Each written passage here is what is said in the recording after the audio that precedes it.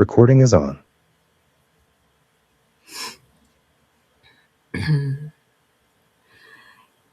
Eu pratico autoescrita já há mais ou menos uns 4 anos, que eu escrevo todos os dias. Conversas comigo mesma. Agora tem as IAs que ajudam bastante nisso, mas eu continuo escrevendo. E essa semana eu andei relendo algumas coisas. Eu notei alguns ciclos de repetição que eu estou vivendo e hoje, lendo a lição de hoje, 170, a primeira parte até o parágrafo 5, que ele fala bastante sobre o medo, sobre a gente fugir também para o medo, a gente confundir amor e medo. Porque confundindo amor com medo, a gente também foge do amor. É muito louco, as confusões, os equívocos. O ego é insano, né? O ego é insano. Continua respirando.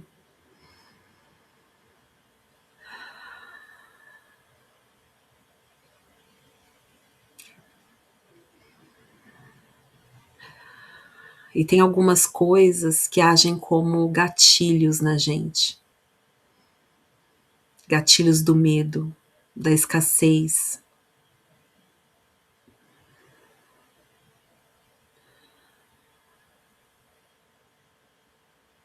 Eu percebi que em dezembro eu consegui realizar um sonho, né, que era entrar numa mentoria de uma mentora que eu admiro bastante, já faz tempo que eu sigo ela. E ela tinha resultados incríveis na área do marketing digital. E quase que um milagre eu consegui entrar na mentoria dela, porque é um valor bem alto. E eu fui fazendo em janeiro, fevereiro, mas quando foi em março eu tive um burnout, assim, eu tive um surto, um estresse muito grande. E o Espírito Santo, ele utiliza diversos meios para falar com a gente, diversas maneiras amorosas. Eu fui convidada justamente em março para participar de um curso de neurociência para uma amiga muito querida, e era uma vez por semana, às quartas-feiras. Terminou, essa quarta-feira foi a última semana. É um curso maravilhoso e era sobre neurociência e autocompaixão. E assim, achei estranho o tema, mas eu fui. De graça, até injeção na testa. E estudar a neurociência foi muito, muito importante para mim, porque foi ali que eu entendi que aquele surto que eu tive em março, e eu só fui entender isso agora no finalzinho de junho, olhando para trás, eu percebi que aquele burnout que eu tive foi porque quando eu entrei nessa mentoria, acho que devido à comparação com outras mentoradas que estão lá dentro da mentoria, são mais de 70 mulheres, muitas delas já estão no seu segundo, terceiro ano de mentoria, então elas já estão bem mais avançadas. Eu comecei a me comparar com algumas delas, e até algumas que entraram junto comigo também, e que começaram a ter resultados rápidos. Mas não tem nada a ver com o que eu faço, é outra coisa, elas fazem outras, porque tem todo tipo de profissão lá, tem arquitetas, fotógrafas, astrólogas, numerólogas, tem, nossa, todo tipo. Então, as astrólogas têm resultados muito rápidos, mas não tem nada a ver com o que eu faço. Mas a Luciana foi lá e se comparou. E eu, devido ao alto investimento que eu fiz, eu criei na minha mente que eu precisava ter resultado rápido, precisa retornar rápido. Isso aqui tem que mudar minha vida. Eu coloquei todas as minhas fichas, eu apostei tudo naquilo. E aquilo começou a ferver dentro de mim, comecei a ter dor de estômago, porque o estômago, ele é um órgão que é um dos primeiros a sentir. Tem gente que já tem logo dor de cabeça, e eu fui tendo vários sintomas, que não foi só dor de estômago, mas... E aí eu tive que parar tudo, parei a mentoria, parei de participar, porque aquilo estava me fazendo mal. Mas não é a mentoria, é a Luciana e o ego na Luciana. as metas que eu coloquei reais, as responsabilidades que eu coloquei sobre mim, a comparação. Eu não tive autocompaixão. Entender a neurociência da compaixão me ajudou a ter compaixão por mim mesma. E agora que eu estou quase um mês distante da mentoria, eu estou conseguindo enxergar várias coisas que antes eu não estava vendo. Por que eu estou falando isso? Para você identificar aí na sua vida, na sua história. Porque tudo isso que eu estou contando para vocês é uma narrativa, eu tô narrando uma história para vocês. De que eu estava contando uma história para mim mesma que era injusta comigo. Não tinha autocompaixão. Era exigente, era irreal. Então, quais são as narrativas que você está contando para você? Quais são esses lugares onde a sua mente fica dizendo que você deveria estar? Que você deveria estar fazendo porque você tem X idade. E nessa idade, a sua prima, fulana de tal, já tem isso, isso e isso. Sabe assim, o ego, gente, ele é mestre nisso. Ele é mestre em ser cruel. Essa é uma linguagem dele, a crueldade. E o quanto a gente é cruel conosco mesmas. O que você fica dizendo que você já deveria ter um namorado, um marido, ou estar casada, porque fulana tem a mesma idade que você e blá blá blá blá blá. Entende? Sabe? É cruel. Você é você, a fulana é a fulana. Você tem sua história. Você aprendeu a amar e ser amada de uma forma diferente de outra pessoa, entende? A sua linguagem, a forma como você entendeu que o amor funciona.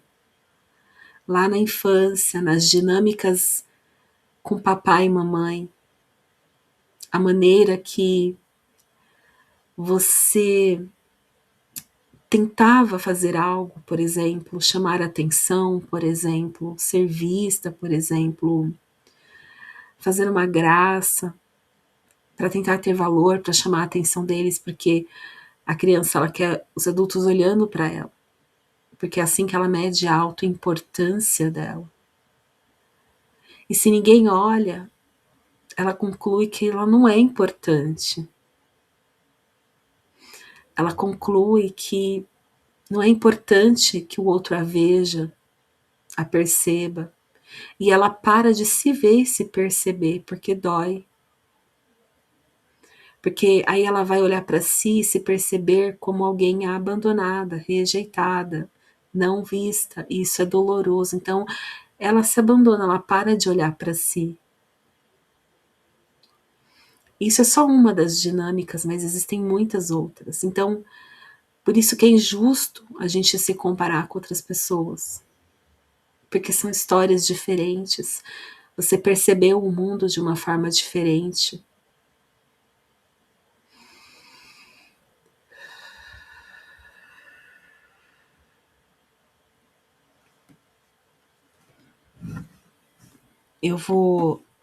Vão voltando. Eu vou deixar a minha câmera marcada, vou fixar ela no palco. Então, na filmagem vai aparecer a minha câmera, tá? Aí vocês não precisam ficar fechando a de vocês, nem se escondendo, tá? Não precisa ficar se escondendo, pode abrir para eu ver vocês, para eu não ter a impressão que eu tô falando sozinha. Alguém quer comentar alguma coisa dessa meditação? Porque a meditação não era essa, tá? Foi totalmente espontâneo, só saiu aqui. Hoje eu tô muito inspirada. Fiz até um bolo, olha como eu tô hoje inspirada. Hoje eu tô muito cheia de compaixão.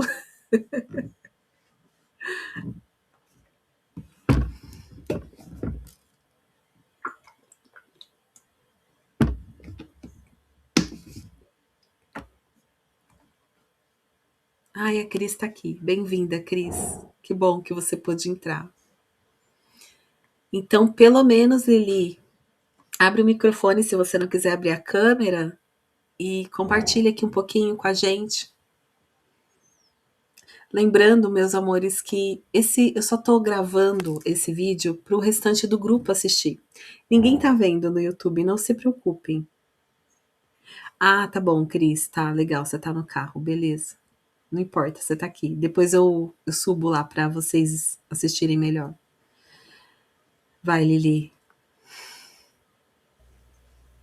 Quando você começou a falar sobre burnout, aí eu falei assim, será que eu tive burnout também?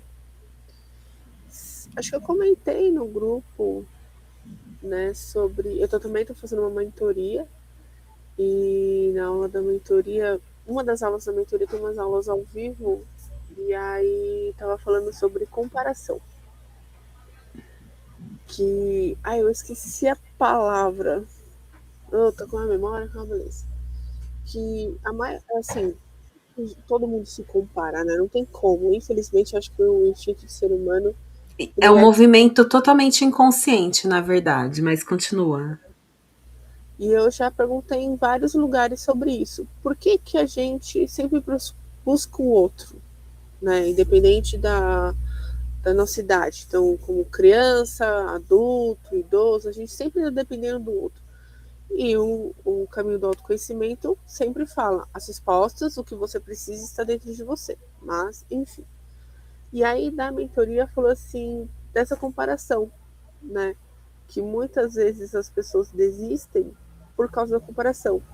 E aí foi o que você falou, são ramos diferentes, né? No seu caso, a mentoria é um ramo diferente.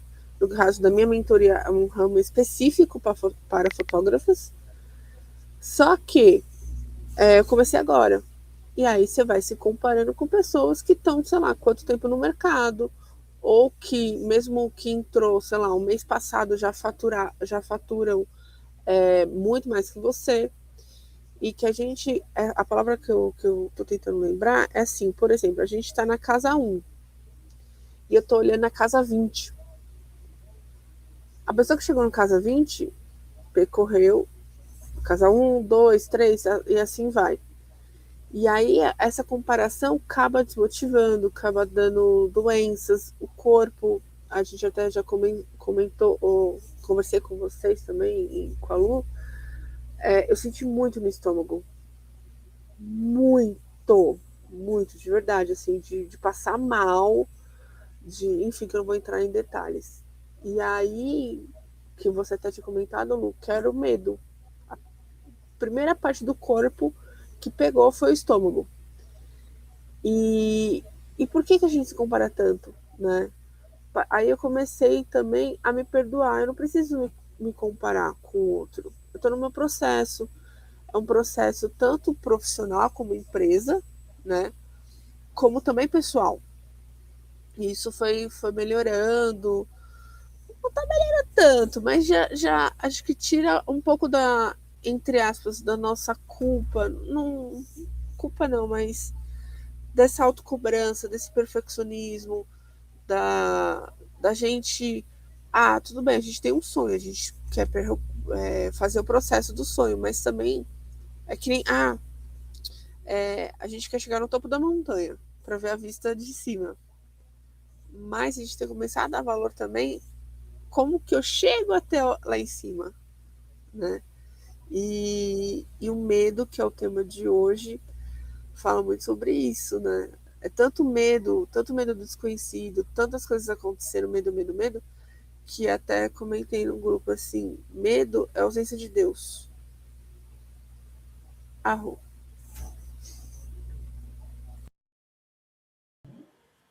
Foi perfeito o comentário que você fez lá no grupo, né? Fica aí o convite, se alguém estiver assistindo esse vídeo, quiser participar do nosso grupo, a gente compartilha um pouco sobre as lições, não todos os dias, porque todo mundo trabalha, todo mundo é muito ocupada, mas assim, na medida do possível, a gente conversa sobre as lições, tiramos dúvidas umas das outras, compartilhamos insights. Essa semana falamos sobre desânimo, sobre ansiedade. Não é só um curso em milagres. Assim, uma coisa que eu percebi, que um curso em milagres é sobre a vida mesmo, sabe? Eu acho que foi com a Vivi que eu falei isso, ou foi com a Cíntia. Um curso em milagres é um curso de vida, de como viver a vida.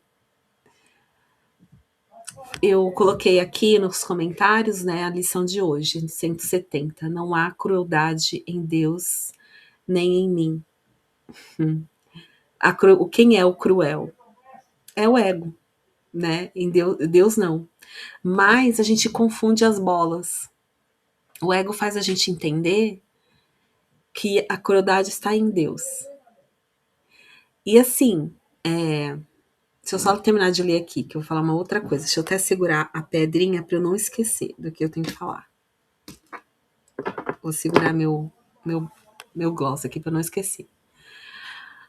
Onde ele fala que o ataque é uma defesa e uma autoproteção porque temos medo. Então, essa não é a primeira lição que fala que a gente ataca como uma defesa. E ele fala também que é uma autoproteção porque a gente tem medo. Então, eu projeto em Deus a crueldade que na verdade está em mim, no ego em mim, né? Lembrando que o ego não é uma entidade fora da gente, o ego está em nós. Aqui nessa, porque na verdade o ego não existe. Lá no curso fala que o ego não existe, porque esse mundo aqui não existe, essa encarnação não existe. Isso aqui é só um sonho. Então o ego só existe dentro do sonho. Então toda essa crueldade, essa necessidade de defesa e de ataque só existe aqui dentro do sonho. Então, essa lição ele está falando desse nível aqui, desse nível. Aí eu coloquei aqui, até colei, eu estou copiando lá do meu diário, que eu escrevo todos os dias. Então percebi que tenho medo. Na verdade, sou movida pelo medo de não conseguir, por exemplo, prosperar, ganhar dinheiro. E esse ganhar dinheiro aqui, gente, não é que eu sou uma pessoa ambiciosa e tô aqui por dinheiro, não. Na verdade, eu tô aqui sem ganhar nada. Ganhar dinheiro no que eu faço, na minha profissão. Sabe assim, ganhar dinheiro fazendo o que eu faço, sendo terapeuta, sendo mentora de mulheres. Então, se eu quisesse ganhar dinheiro por ganhar dinheiro, eu voltava a fazer bolo vegano para fora. Brigadeiro vegano, porque meu marido, ele é doido para que eu volte com a cozinha vegana. Se eu quisesse ganhar dinheiro, eu voltava para minha antiga profissão lá atrás, que era esteticista. Não sei se a Cris vai concordar comigo. A Cris é esteticista, não sei se ela vai concordar. Então, assim, se eu quisesse ganhar dinheiro por dinheiro, mas assim, eu trabalhei 14 anos com estética, eu enjoei. Então, assim, a minha meta é prosperar fazendo o que eu faço hoje. Então, eu percebi que eu tenho medo, sou movida pelo medo de não conseguir isso com o meu trabalho. E é justamente o que eu estou manifestando. Justamente o medo que eu tenho está fazendo eu manifestar o resultado de não prosperar com o meu trabalho, entende?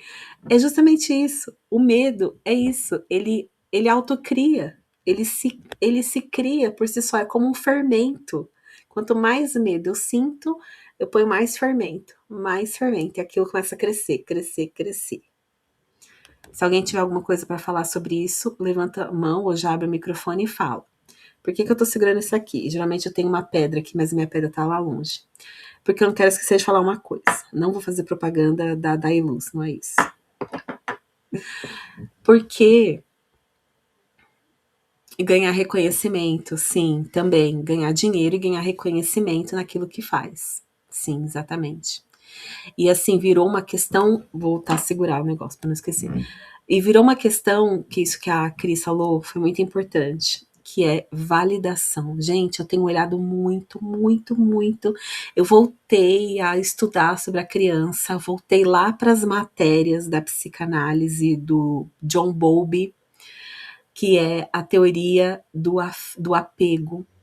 E eu voltei a estudar os perfis das crianças, voltei a estudar a terapia dos esquemas, que também é uma continuação do trabalho do John Bowlby, são 18 esquemas, tudo a ver com a nossa criança interior, porque eu tô olhando para algumas coisas que tinham passado batido.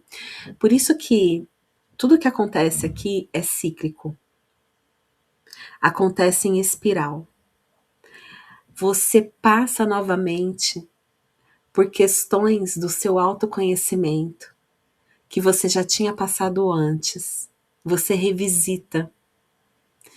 Todos nós aqui já estudamos sobre a criança interior, já fizemos terapia sobre a criança interior, já fizemos workshops, né, Vivi? Quantos workshops de roda de mulheres com a Adriana Butti a gente fez sobre criança interior, constelações, cursos, lemos livros, por exemplo, As Sete Feridas, aquele que tem a Margarida na capa. O que, Liane? 5 o quê? 5 feridas emocionais. 5 feridas emocionais, exatamente. A Lili também estava nas rodas da Adriana, né, Lili? É verdade, lá no Luzeiro, né? Porra, Oh, todas. pena que ela parou de fazer, ela quer que eu faça agora. Aí, cara, mas de vez em quando a gente tem que revisitar. A Lili falou outro dia, ah lá, o livro, o meu tá aqui também. Tá aqui, se não tiver aqui, tá lá na estante, que aqui não cabe tudo.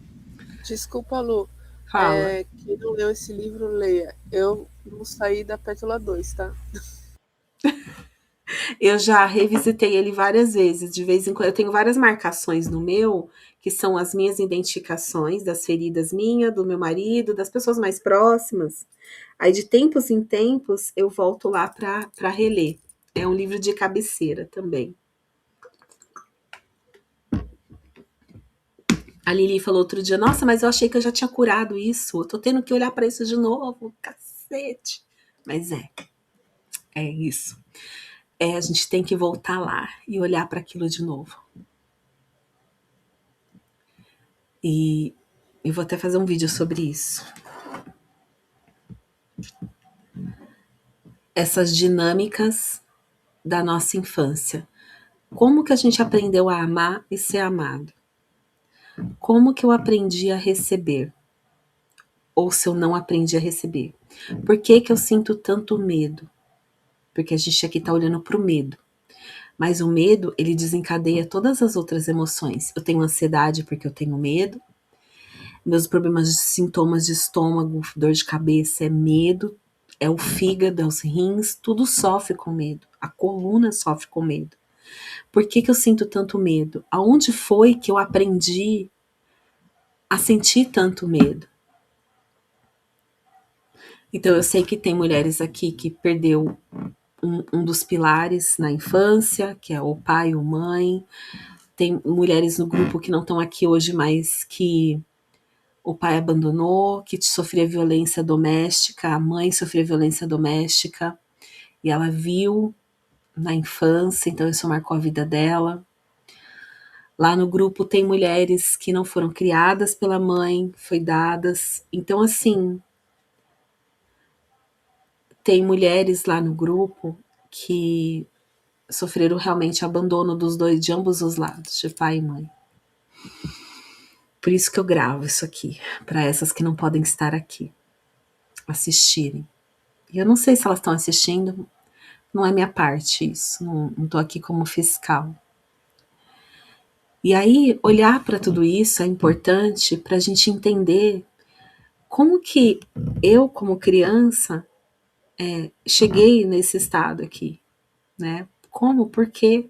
O que que acontecia nas dinâmicas quando eu tentava chamar atenção, quando eu fazia algo? Como que as pessoas reagiam, por exemplo? Fazer cocô, que é uma coisa simples, mas é uma parte muito importante da evolução da criança e tem tudo a ver com medo. Olha só como o nosso cocô tem a ver com medo.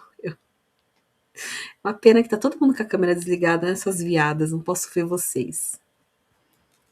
Quando a gente sente medo, tem uma notícia.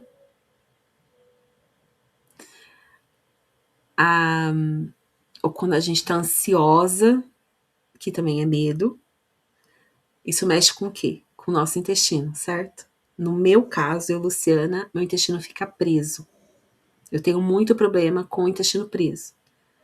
Meu marido é o oposto. Se ele recebe uma ligação de alguma coisa que deu errado no trabalho dele, ele vai direto pro banheiro. O intestino dele é solto. A minha irmã também tem intestino solto. Qualquer medinho que ela vive, corre pro intestino, corre pro banheiro. Então, por quê? Porque isso é um mecanismo ancestral em nós.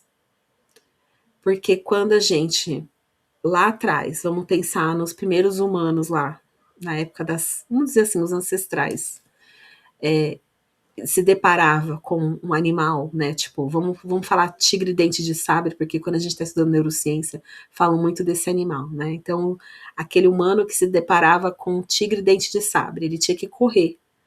Mas se você acabou de comer, a tendência é você pôr tudo para fora, como vários animais fazem isso na natureza, ou se cagar, literalmente.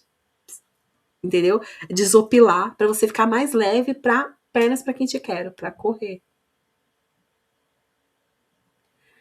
Então, é um mecanismo de defesa nosso. Olha só quantos mecanismos de defesa. E a criança também tem os mecanismos de defesa dela. E o cocô, para Freud, né, agora trazendo Freud é citado num Curso em Milagres, principalmente nos manuscritos de um Curso em Milagres, que eu estou estudando agora. Freud falava que o cocô é a primeira obra da criança.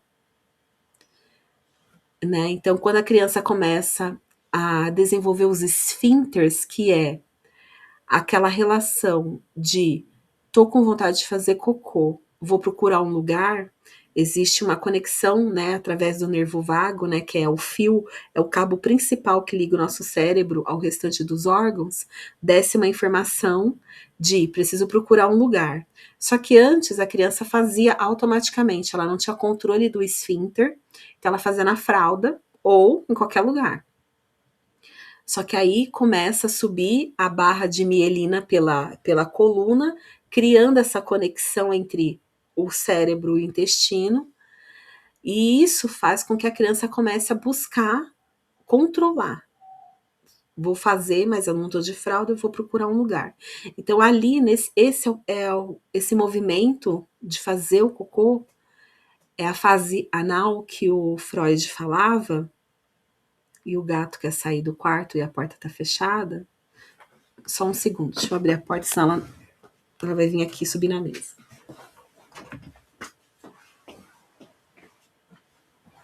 Tá com fome, né, Zezinha? Então vai.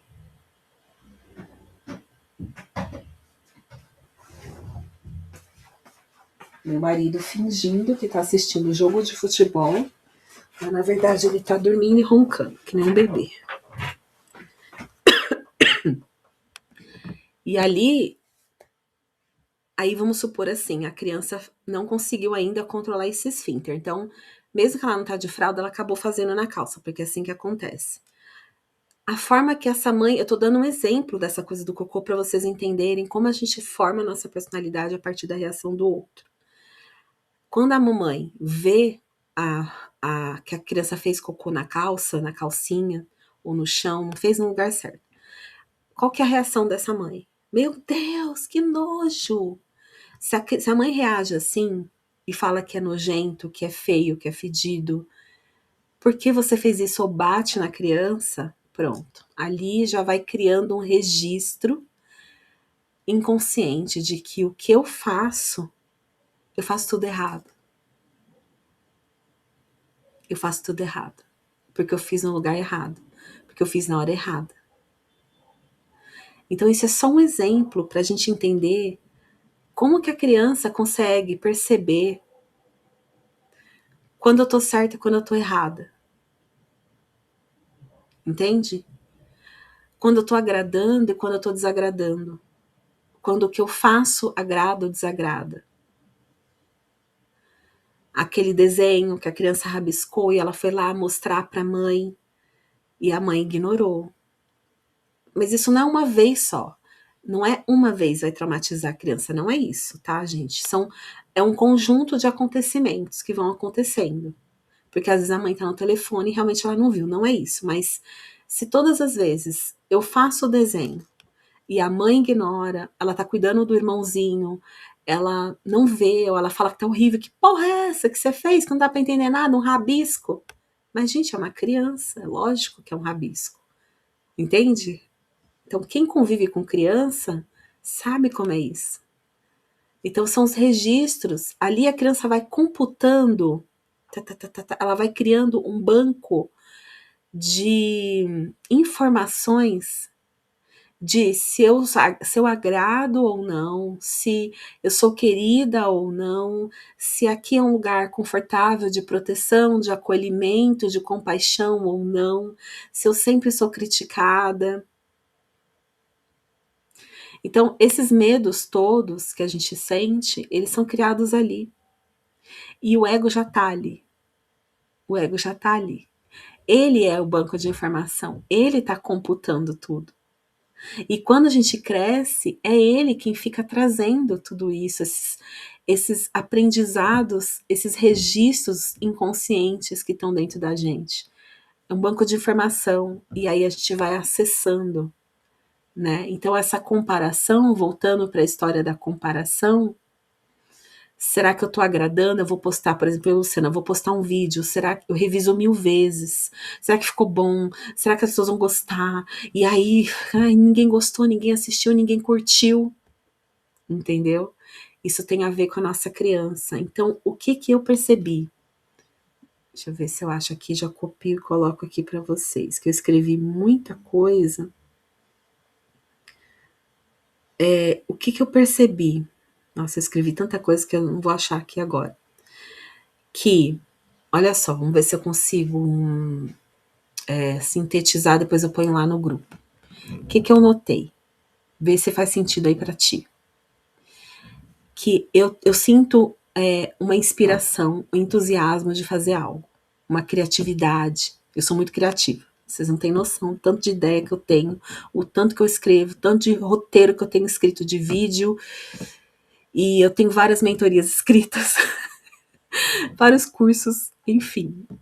Eu sou muito criativa. Aí eu tenho o entusiasmo, a inspiração. Eu, Luciana, adulta, com 44 anos aqui. Aí eu vou e inicio. Eu tenho muita facilidade em começar algo, vocês já perceberam. Vocês já me conhecem há uns 3 anos, a Vivi há uns 5. Então, assim, eu sou muito de começar, de iniciar as coisas. Acho que é também o meu ascendente que é em Áries, né? Eu sou de Virgem, mas o meu ascendente é em Áries. Então, eu sou essa pessoa de começativas, mas não de acabativas. Iniciativas, mas sem acabativas. Eu começo. E aí eu vou fazendo, faço. E aí eu vou perdendo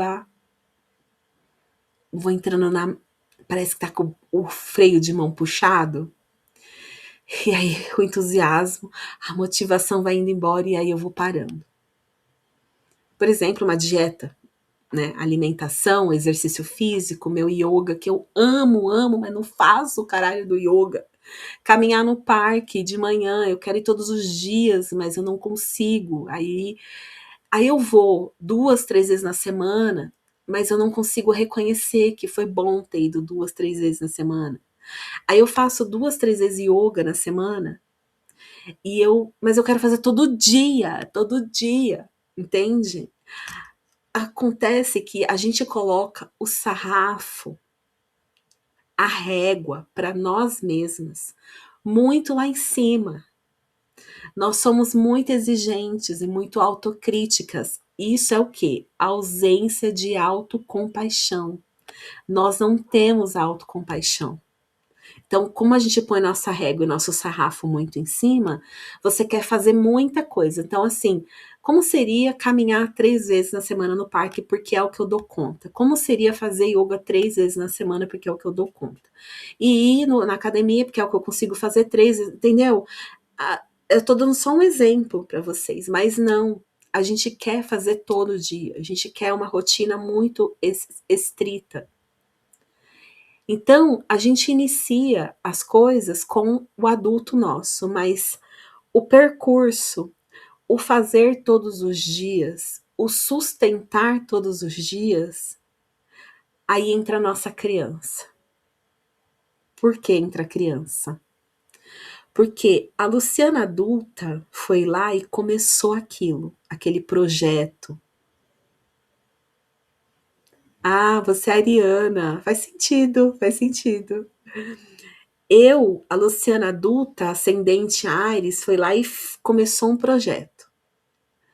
Naquela empolgação. Só que eu não começo o projeto pelo projeto em si. por exemplo, postar vídeos no YouTube. Eu atrelo a esse postar vídeo todos os dias um determinado resultado, com o sarrafo lá em cima. Eu atrelo um resultado. Eu vou postar vídeos todos os dias no YouTube para monetizar o meu canal, para ter seguidores ou para vender mentorias. Eu atrelo um outro sentido, um outro significado, uma meta.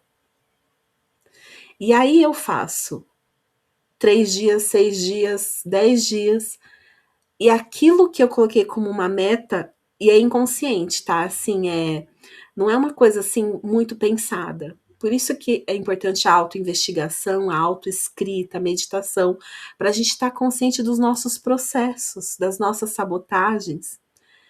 E aí eu começo, aí eu vou parando, porque eu não vi o resultado que eu queria. Mas qual que era o caramba do resultado que eu queria? Eu queria vender mentoria, eu queria ter seguidores, e isso não veio. Mas veio outros sinais, mas eu não estou atenta a esses outros sinais. Não era o que eu queria. Minha meta é vender, ou a minha meta é seguidores. Quando, na verdade, eu tô agindo com a minha criança. Eu até inicio com a adulta, mas o meio do processo, quem tenta sustentar o processo é a criança, que está esperando validação. Por isso que eu comecei falando sobre validação. Então, aonde está aquela criança lá, aí dentro de ti, que lá atrás esperava ser elogiada, esperava que ser validada, né, ser vista, ser agradar, a gente quer agradar, a gente quer perceber que o outro se agradou, né, entende? E você vê que até mesmo as redes sociais sabem disso, desse sistema de recompensa do cérebro, voltando a falar de neurociência, porque o que que eu quero? Eu quero uma recompensa por aquilo que eu estou fazendo. E as redes sociais sabem disso, tanto que qual que são as formas de medir, né? Por exemplo, eu coloquei para vocês lá no grupo, né? Se vocês não puderem assistir o vídeo, não clica no vídeo. Por quê? Porque o algoritmo do YouTube entende que se você clicou, mas por algum motivo você não assistiu, não importa o seu motivo, vai ver alguém tocou a campainha, uma entrega, ou vai ver acontecer alguma coisa e você largou o vídeo e não conseguiu assistir. Mas o algoritmo é cruel, ele não quer saber. Ele vai entender que você não assistiu porque não foi bom e relevante para você, então ele não vai entregar para a próxima pessoa. Você entende que até mesmo os algoritmos entendem as recompensas? Entende? É tão forte essa coisa da recompensa dentro do nosso cérebro, que se eu não obtive a recompensa que eu esperava por aquela ação que eu iniciei, eu não faço mais. Eu perco a motivação. Qual é a solução disso? Porque eu mato a cobra e mostro o pau. Qual é a solução disso? Já já nós vamos voltar para a questão do medo, mas preciso muito falar isso, que essas insights vieram para mim hoje. Eu sei que a Lili e a Cris também estão lidando com essas questões de redes sociais, de projetos que vocês estão fazendo. Qual que é o segredo? E esse aqui é para todas nós. A minha adulta inicia e a minha adulta precisa continuar o processo. Porque a criança não sustenta um processo longo, e isso é um processo longo. Esse projeto, esse sonho, essa nova versão de você que você quer manifestar no mundo, ela precisa estar pautada, ela precisa ter raízes, ela precisa estar fincada no planeta Terra. A criança não tá, a criança ela é dispersa. Pensa numa criança, no mesmo minuto que ela tá assistindo um desenho sentada no sofá, ela já tá sentada de cabeça para baixo no sofá, assistindo assim o desenho, certo? E de repente ela tá pulando, não no sofá, mas no braço, nas costas do sofá. E de repente ela tá atrás do sofá. Entende? A criança ela é volúvel, ela não foca. Eu vejo pela minha sobrinha, que tem 6 anos. Não adianta você pegar e levar ela no cinema, ela não consegue focar a atenção dela muito tempo em uma coisa, principalmente essa geração, porque como que ela aprendeu a assistir as coisas? Rolando o feed. É assim que ela assiste coisas. Ela põe um videozinho, não gostou, passa pro próximo. Então, é a minha adulta que vai conseguir levar esse processo da iniciativa para a acabativa. Então, eu preciso trazer, eu preciso sustentação, coluna. Por isso que a yoga é importante. Por isso que o exercício físico, você precisa de musculatura, fazer musculação. Isso tudo é muito importante. É por isso que você precisa estar ancorada energeticamente, espiritualmente, na sua espiritualidade, daquilo que você acredita. Para que você não perca o fôlego. E às vezes a gente perde, sim, tudo bem. A gente, mulheres são cíclicas, a gente tem nossos processos ao longo do mês, a gente não é a mesma mulher no começo do mês e no fim do mês. Mas aí a gente volta rapidamente, não, peraí, me perdi um pouquinho. Opa, volta. Às vezes a gente se distrai com um cara, um namorado, um contatinho, a gente se distrai. Às vezes o filho fica doente e a gente se distrai, mas depois você volta. E quem faz você voltar para onde você parou? A sua adulta. Então, o que a gente precisa? Adultecer. Eu sei que você é adulta. Você já teve filho, já criou filho. Você cuidou da sua mãe. Você, sei lá, a gente fez uma porrada de coisa. Mas em algumas áreas da vida, a nossa criança toma conta. Principalmente quando o assunto é sonhos, projetos, manifestar no mundo que eu mais desejo. A criança toma conta, entende? Você é adulta, mas não é adulta em todos os processos, em todas as áreas, percebe? Ui, muito bom falar isso.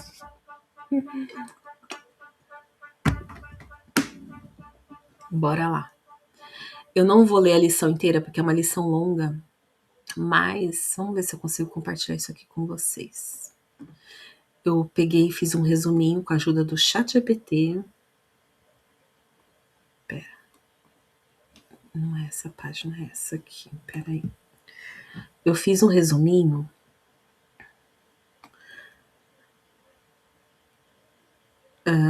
porque a lição é muito longa. Lição 170. Deixa eu ver se eu consigo. Se alguém tem alguma coisa a dizer, diga agora. Descalem-se, por favor. Ai, que legal. Não sabia que dava para compartilhar a tela do ChatGPT também. Muito bom, muito bom. Deixa eu marcar a tela aqui para quem está em casa poder ver. Aí. Gente, apresentando para vocês meu ChatGPT. Então vamos lá. Não há crueldade nas ideias de Deus, né? Então, aqui ó, primeiro ponto. Deus não pensa contra você. Essa é provavelmente a ideia mais importante da lição. Então vamos lá. As pessoas do mundo acreditam que Deus é cruel e tem medo de Deus. Isso é por isso que eu tô segurando isso aqui, era isso que eu ia falar. Por quê? Porque eu não sei se vocês acompanham no Instagram, como eu já fui evangélica e eu sou dissidente do movimento cristão, porque o SEM não é um movimento cristão, tá, gente? Não faz parte da religião cristã, embora tenha sido Jesus quem ditou um curso em milagres para Helen, mas a gente tem sempre que recordar que o movimento cristão, a religião cristã foi criada quase 100 anos depois que Jesus já tinha morrido. Quase 100 anos depois. Que começou de verdade através da publicação da primeira Bíblia, da primeira edição que a igreja criou. Então, assim, Jesus não era cristão. Ele não veio para fundar uma religião, ele não veio para criar um movimento. Ele veio para falar pra gente que nós somos o eu sou, como ele era. Só isso. Ele veio para nos dizer: ame ao próximo como a ti mesmo.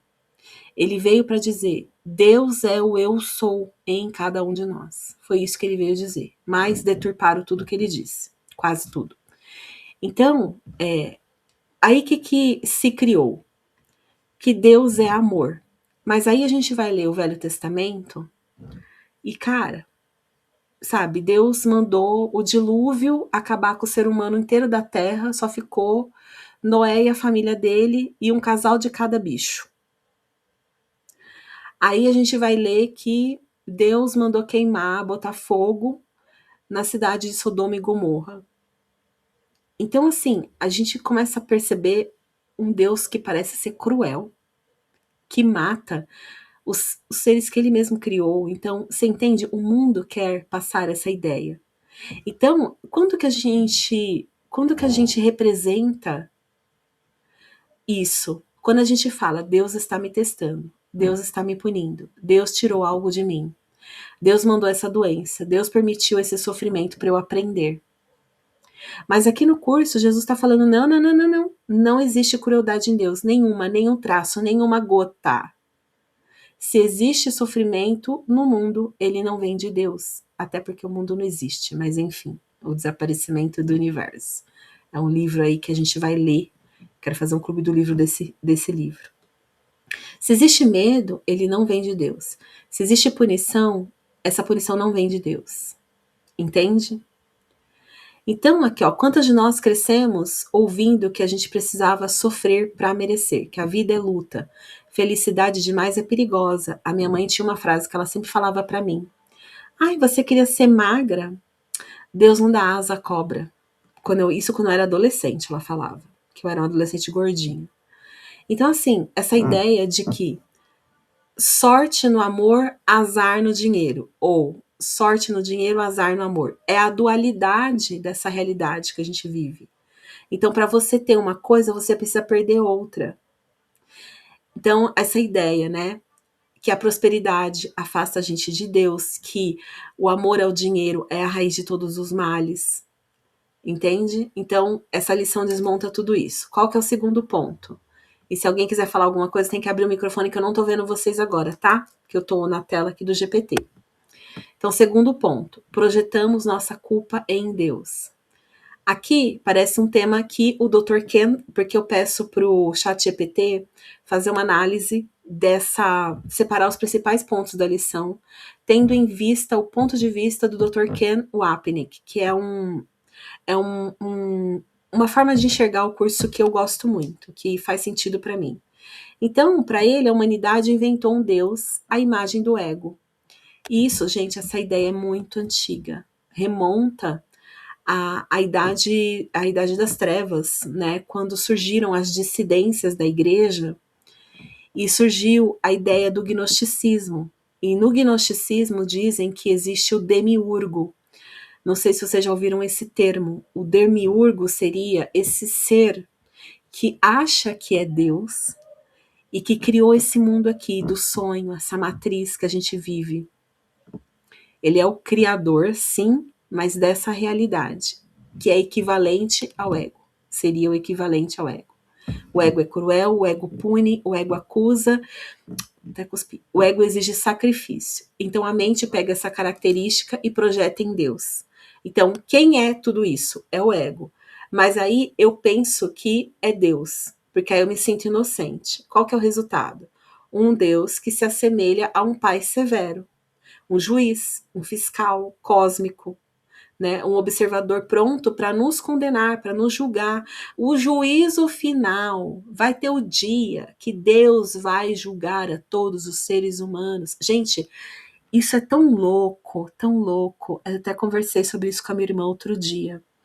Eu e minha irmã, a gente quando era criança, adolescente, a gente conversava e a gente achava que assim, que um dia ia acontecer de Deus descer assim, né, dos altos céus, como o juiz, com aquela roupa de juiz, aquela peruca, sabe, dos ingleses dos filmes antigos, né? Aí, tipo, um púlpito, um martelo, e ele ia projetar toda a nossa vida, tudo que a gente fez de errado no céu, assim, com um projetor gigante. Cada momento da nossa vida de vergonha, cada vez que você bater uma siririca, cada vez que, sabe, assim, as coisas que a gente tem vergonha, principalmente, né, sexuais, porque a igreja faz muita questão de dizer que o nosso corpo é impuro, que os nossos impulsos os desejos são impuros, né? Porque Maria concebeu sem sexo. Então, portanto, sexualidade é o mesmo que pecado, é o mesmo que impureza, certo? Então a gente achava que isso ia acontecer e que as pessoas, os nossos pais, iriam ver esses momentos íntimos, vergonhosos. E a gente tinha até uma brincadeira, que é uma brincadeira muito cruel, que a gente fazia sem perceber, e hoje a gente até conversando, a minha irmã acabou até chorando. A minha irmã é muito emotiva, de peixes, né? Então ela acabou chorando. A gente brincava assim, não faz isso não, porque já pensou lá no dia do juízo final, mamãe e papai vão ver isso. Então, tem muita gente que carrega essas coisas. Mas Jesus diz, esse Deus não existe. O ego, nós o inventamos. Isso é muito libertador. Deus não é cruel, então talvez a vida não esteja contra você. Terceiro ponto. A crença no sofrimento nos impede de receber amor.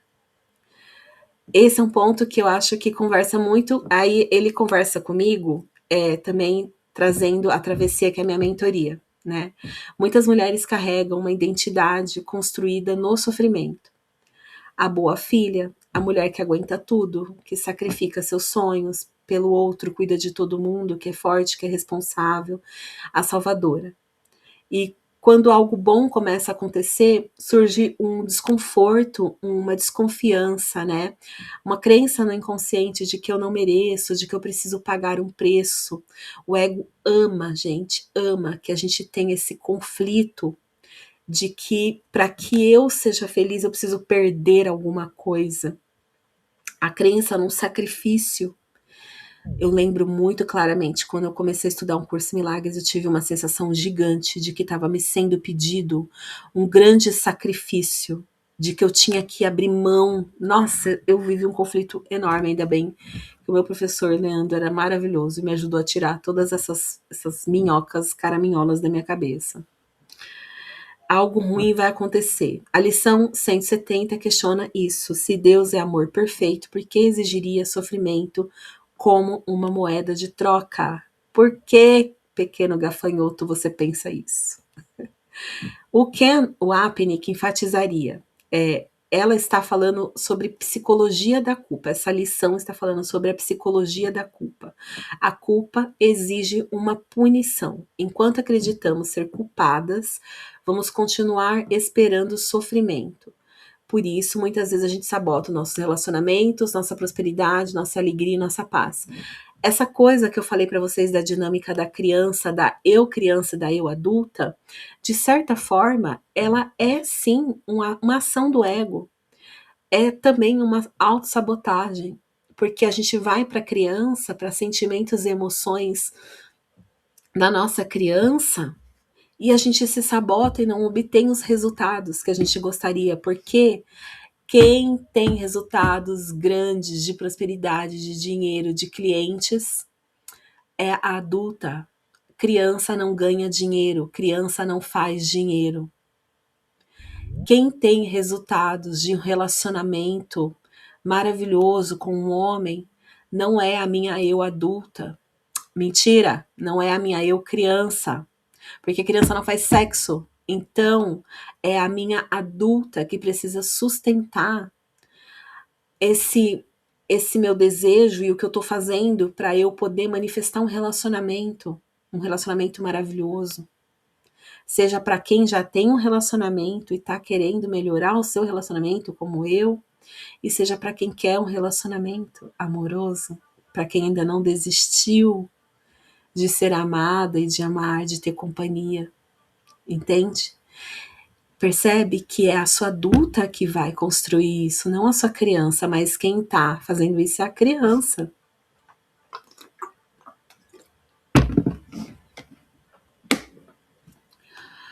Uma ponte, né? O ChatGPT ele constrói umas pontes assim para fazer as transições nos meus vídeos. Então ele coloca aqui, né? Uma ponte com a minha história. Enquanto li essa lição, pensei em algo que você compartilhou algumas vezes.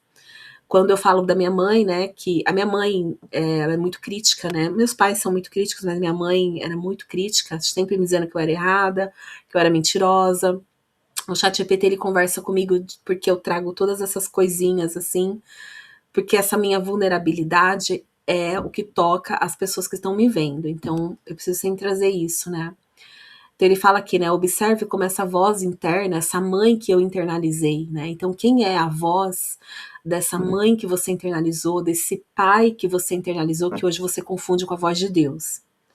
Se sou errada, então eu devo sofrer. Se eu sou culpada, então eu devo pagar. Se eu sou inadequada, então eu não mereço aquilo que eu quero, entende? Então, essa lição vem quase como um remédio. Ela diz: nenhuma dessas acusações vem de Deus, porque não há crueldade nas ideias de Deus. Então, os 3 grandes pontos aqui, eu tô conversando com o ChatGPT porque é aqui que eu vou construindo os vídeos que eu faço, né? Então, Deus não está contra você, a ideia de um Deus punitivo, as crenças religiosas sobre sofrimento, a diferença entre Deus e o ego. O Deus verdadeiro, aquele que fala pra gente, nada real pode ser ameaçado, porque nada irreal existe. Esse é o Deus verdadeiro, é o Deus do amor e da verdade. Não é o Deus demiurgo que o ego construiu, essa ideia de Deus. Nós criamos um Deus igual a gente. O ser humano projetou, inventou, criou um Deus para si, igual nós somos. Egoístas, cruel, mandões, autoritários, punitivos. A gente tem o Deus que merece. Eu falei outro dia isso pra minha mãe. Minha mãe tá muito doente, né? Aquela doença dela, né? E ela falando de Deus, que era a vontade de Deus, eu falei, nossa, cada um tem o Deus que merece, né? A culpa inventa um Deus cruel. Projeção, autopunição, sabotagem. Isso é o que o Ken Wapnick fala. Você não precisa sofrer para merecer. Mulheres que vivem em sacrifício. Você não precisa sofrer com prosperidade, não tendo um relacionamento, não sabendo receber e não se permitindo ser feliz. É isso, meus amores. Foi o que eu escrevi. Eu separei também um material aqui. Quer ver? Não foi isso. Será que eu fechei? Deixa eu ver aqui se tá aparecendo para mim. Não é isso. Não é isso. Eu acho que eu fechei sem querer. No livro texto, deixa eu projetar para vocês verem, aí depois a gente pode ler para não ficar muito longo aqui. No capítulo 19, quem tem o livro quiser anotar, no capítulo 19, ele tem Ah, sim, lembrei. Tá, lembrei. Sim. Ai, Luciana, você é muito doidinha. Lembrei. Peraí. Obstáculos à paz. Eu fiz um resuminho aqui no ChatGPT para vocês. Eu vou mostrar rapidinho e aí depois vocês leem. Então, ó, deixa eu ver se tá aparecendo aqui. Deixa eu pôr na tela para quem tá vendo em casa.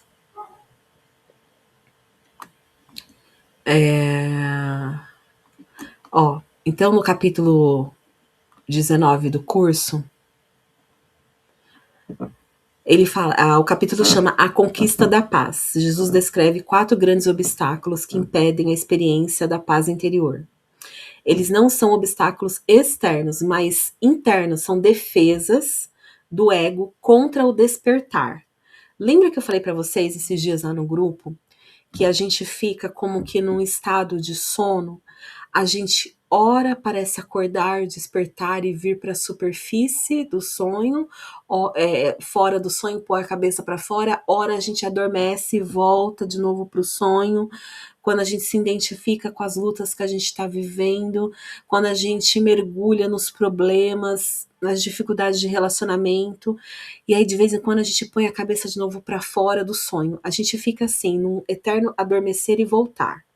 Então, é sobre isso aqui, ó.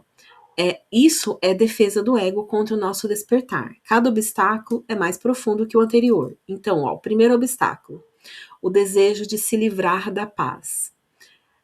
Esse é o primeiro, né? Parece estranho à primeira vista, diz que existe uma parte da mente que não quer a paz.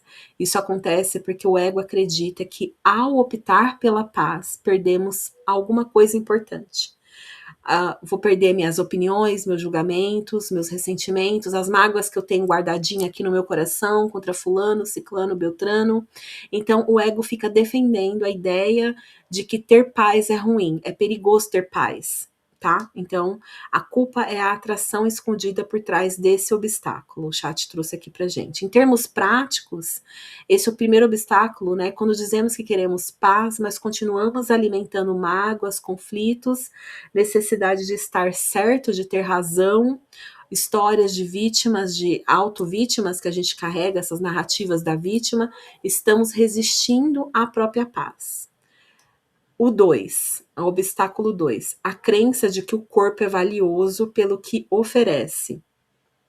Esse segundo é a identificação com o corpo. O ego ensina que o corpo é a nossa identidade e a fonte de prazer, segurança, amor e valor pessoal. Por isso, a paz parece ameaçadora, como se nos roubasse aquilo em que acreditamos obter através do corpo. Então, quando eu penso que se eu estudar o 100 e eu deixar o Espírito Santo, Jesus entrar na minha vida, eu não vou poder mais ter sexualidade, né? Eu não vou poder mais, entendeu? Essas coisas são tudo criações, elocubrações da sua mente por causa do ego, tá?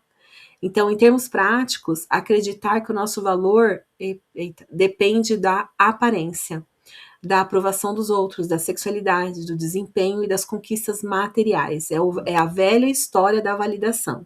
A gente ainda está esperando validação do mundo externo. Quando eu espero que o mundo confirme as coisas para mim, eu estou esperando validação fora.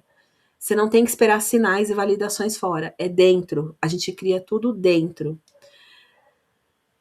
3, o terceiro obstáculo, atração pela morte. Esse é um dos trechos mais profundos e chocantes do curso. Jesus afirma que o que parece medo da morte é, na verdade, uma atração inconsciente pela morte. Lembra que umas lições atrás ele falou que nós somos adoradores da morte?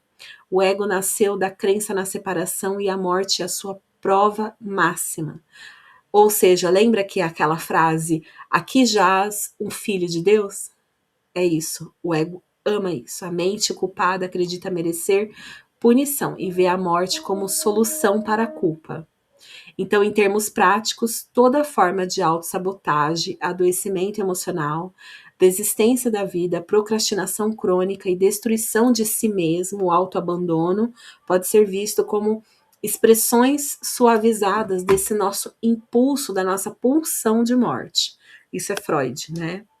Então, quarto e último, o medo de Deus. Esse é o obstáculo final e mais profundo que fala nessa lição aqui. E não se preocupem que em mais outras 3 lições ao longo do ano, ele vai voltar nessa história do medo de Deus, tá? Porque isso é muito importante. Segundo o curso, o ego convenceu a mente de que Deus é uma força que irá punir você pela separação. Assim, a própria fonte do amor passa a ser percebida como ameaça. Quando os 3 obstáculos anteriores são atravessados, resta apenas esse aqui, esse é o último véu, o medo de retornar ao amor e descobrir que o ego nunca existiu. Então, em termos práticos, o medo de desaparecer como indivíduo, de perder o controle. Então, muita gente fala assim, eu não quero estudar o 100, porque fala de unificação e a gente tem que perder a nossa individualidade, nós vamos perder o nosso individualismo. Tudo balela. Isso são níveis diferentes. Nesse nível aqui, nós estamos experienciando essa realidade como seres individuais. Mas quando Jesus fala da unificação, é na mente, é outro nível. Então as pessoas confundem os níveis e vêm com essas balelas para cima. E aqui ele fala de abandonar velhas identidades, velhas narrativas, de nos aceitarmos plenamente no amor de Deus. Então, esse tema é muito amplo, né? Teria muita coisa para falar, Mas como eu falei para vocês, daqui a pouco eu tenho uma outra reunião. Alguém quer compartilhar algo?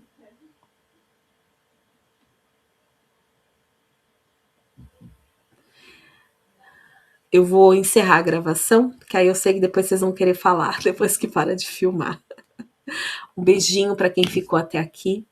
Se você quiser fazer parte do nosso grupo, deixa aqui um comentário, vem para nossa reunião. Gratidão.